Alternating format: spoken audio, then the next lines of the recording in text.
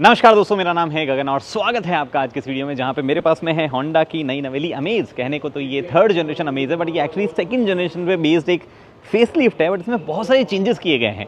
क्या चीज़ें की गई है, 8 लाख की स्टार्टिंग प्राइस क्यों है, बढ़ कैसे गई है, क्योंकि ऑब्वियसली बेस वेरिएंट नहीं है इसलिए बढ़ गई है। बट 8 लाख में क्या मिलेगा और टॉप एंड में क्या मिलेगा, हर एक चीज़ की बात करते हैं एक एक करके। चलिए ओके, चाबी से शुरुआत करते हैं। और चाबी जो है वो कुछ ऐसी सी है जहाँ पे आपको वही टिपिकल होंडा वाली चाबी है, मतलब उसमें कोई ज़्यादा फर्क नहीं है। लॉक अनलॉक दबा के रखोगे तो इंजन जो है वो स्टार्ट हो जाएगा, और यहाँ पे दबा के रखोगे तो बूट अनलॉक होके ऐसे अनलैच होके ऊपर हो जाएगा। गाड़ी में ऑब्वियसली डिज़ाइन चेंजेस तो हैं ही फ्रंट और रियर के, तो वो आपको यहाँ पे दिख ही पा रहे होंगे। उसमें कुछ ऐसा हाईलाइट करने वाली जैसी चीज़ नहीं है, थोड़ा बहुत एलिवेट से इंस्पिरेशन लेती हुई यहाँ पे लगती है। बट जो इंटरेस्टिंग पार्ट, जो बड़ी बदलाव है वो इधर है, आपके पास में प्रोजेक्टर एलईडी लाइटिंग दी गई है, और ये बेस वेरिएंट से आपको मिलेगी, which is interesting part.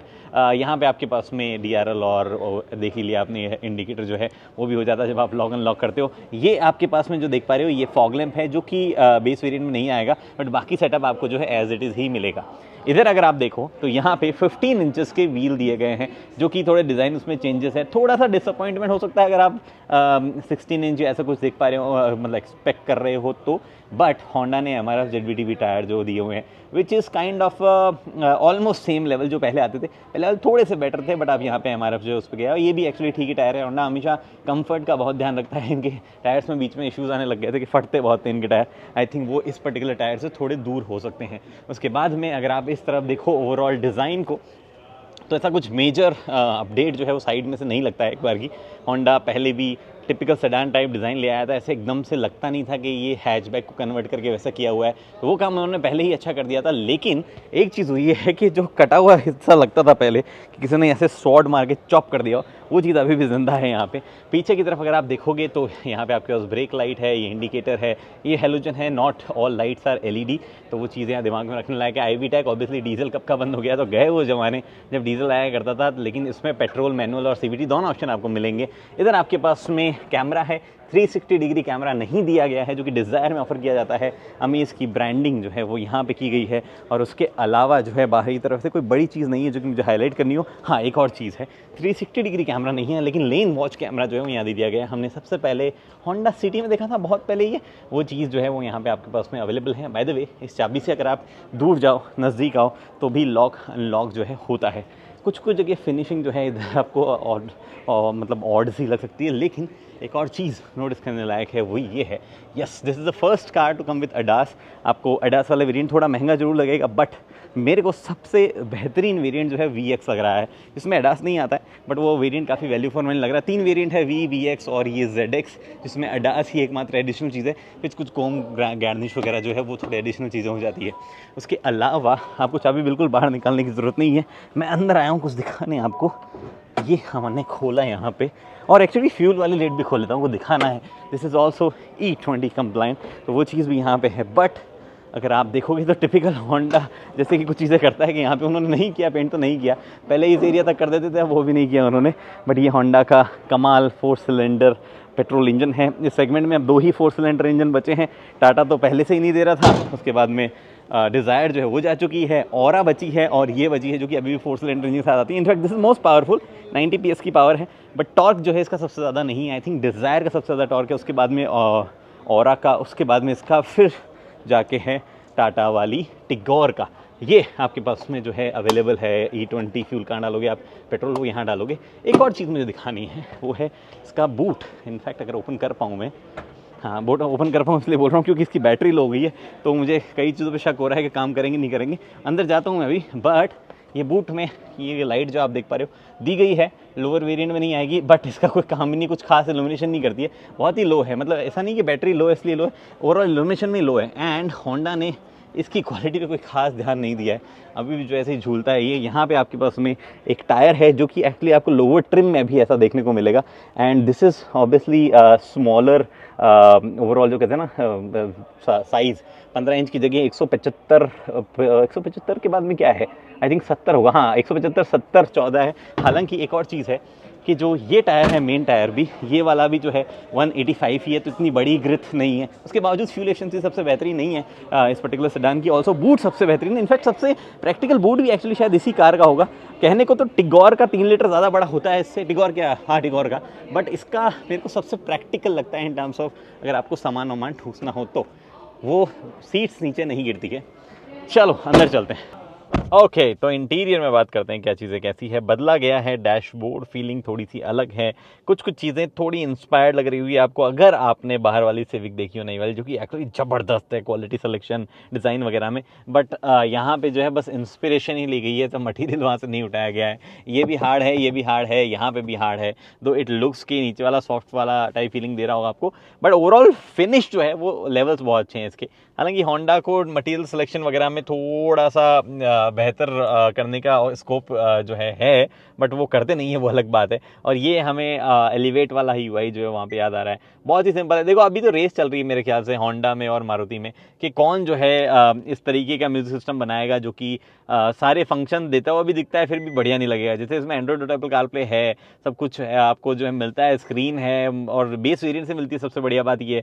But फिर भी कोई एक्साइटिंग काम जो है इसमें नहीं है, बहुत ही सिंपल सा और वैसा सा है। आई लव द फैक्ट कि इन्होंने यहाँ पे शॉर्टकट दिए हैं, जो कि एक बड़ा प्लस पॉइंट है मेरे जैसे बंदे के लिए। और शॉर्टकट जो है फटाफट ऐसे काम करते हैं और बहुत ही सही एकदम टू द पॉइंट चीज़ें काम करी, वो मेरे को बढ़िया लगा इसके बारे में। उसके अलावा जो है यहाँ पे स्पीकर सिस्टम 6 स्पीकर्स का दिया गया है, एंड होंडा का अदरवाइज स्पीकर बहुत ही बुरा होता था, तो यहाँ पे पता नहीं क्या उन्होंने सही किया होगा, वो मैं टेस्ट करके देख नहीं पा रहा हूँ अभी।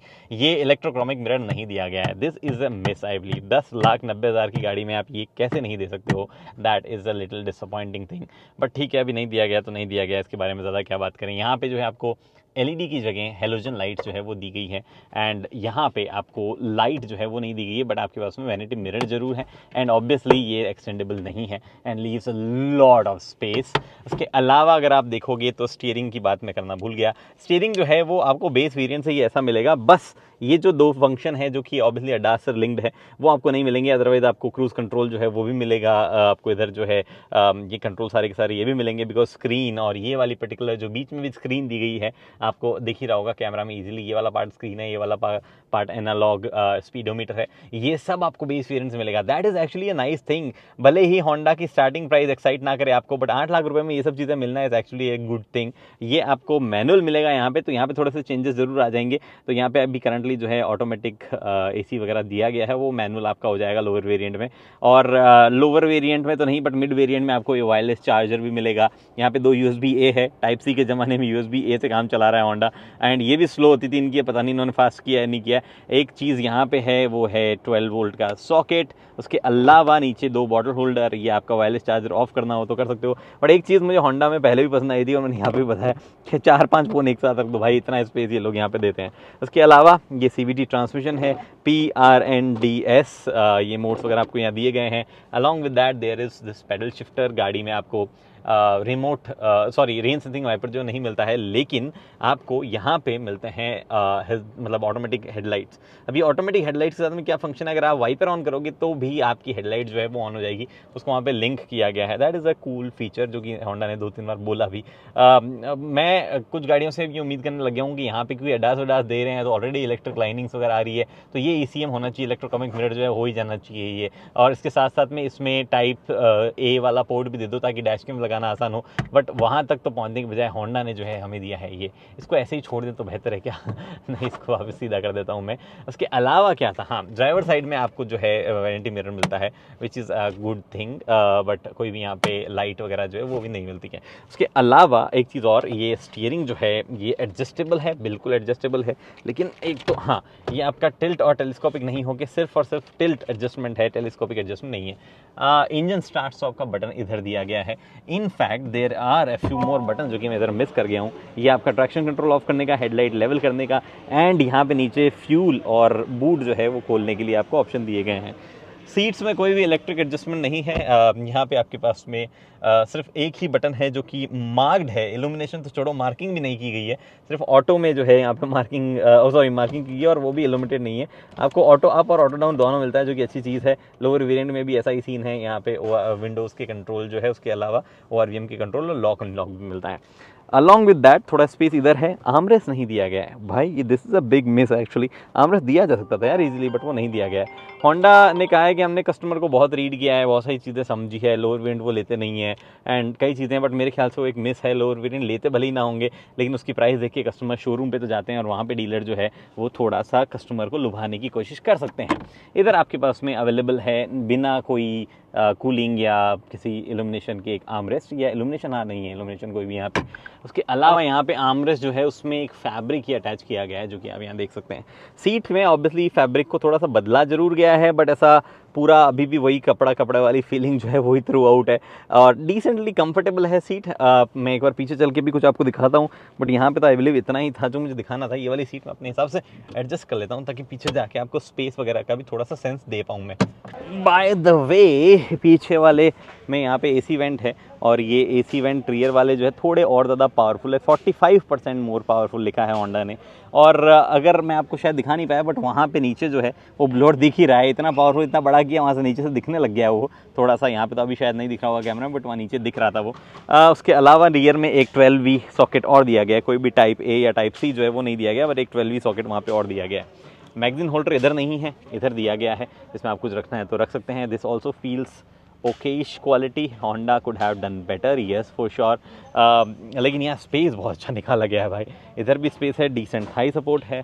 अगर आप ऊपर देखेंगे तो यहाँ पे आपके पास में इधर भी स्पेस ठीक ठाक जो है वो निकाला गया है। एक बार मैं ये बंद करके देखता हूँ।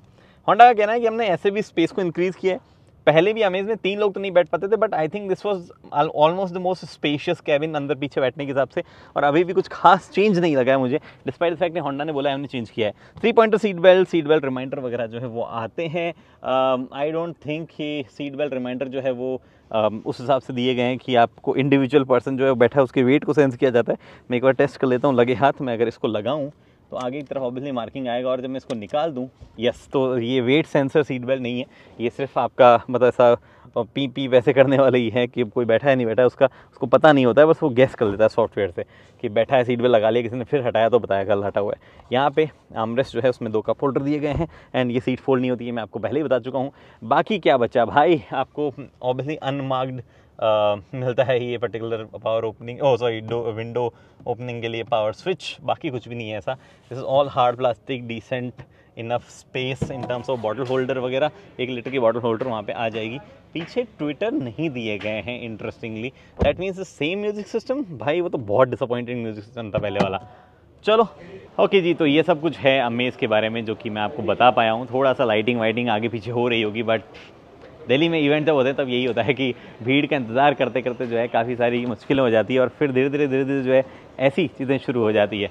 एनीवे अमेज का जो VX वेरिएंट है वो काफ़ी वैल्यू फॉर मनी लग रहा है, और वैल्यू फॉर मनी होने के साथ साथ में I believe that is the only variant जिसमें फोकस करना चाहिए। बिकॉज लोअर वेरिएंट जो उसमें अलॉय व्हील्स वगैरह नहीं आते हैं, तो अगर आपको लुक्स की चिंता नहीं तो आप उसके साथ जा सकते हो। बट होंडा थोड़ा सा कॉन्फिडेंट लग रहा है कि 8 लाख की प्राइस बता के कैसे कस्टमर को अट्रैक्ट करेंगे वो वही जानते हैं। और मेरे ख्याल से टॉप एंड वेरिएंट के साथ जो एडास आता है, अगर आपको लेना है तो ले लो, बट कई कंडीशंस में कैमरा बेस्ड एडास जो है वो इतना ज़बरदस्त नहीं साबित हो पाया जितना रडार बेस्ड साबित हो पाया। यहाँ पे रडार है नहीं, सिर्फ कैमरा बेस्ड है, तो मेरे ख्याल से आपको जो है देखना चाहिए कि आपको सच में एडास की ज़रूरत है, सच में आप हाईवे वगैरह इतना जाते हो या नहीं जाते हो, वो वाली सिचुएशन है।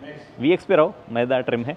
बाकी रिफाइंड पेट्रोल इंजन वैसे भी कम हो रहे हैं धीरे धीरे। डिज़ायर का चला गया है, 3 सिलेंडर आ गया है, यहाँ पे भी 4 सिलेंडर पता नहीं कब तक रहेगा, जब तक है तब तक खरीद सकते हो। फिलहाल इस वीडियो में इतना ही, उम्मीद करता हूँ वीडियो पसंद आए, लाइक शेयर सब्सक्राइब आप कर सकते हो। अगली वीडियो तक दोस्तों हेलमेट पहनिए, सीट बेल्ट पहनिए, सुरक्षित चलिए। धन्यवाद।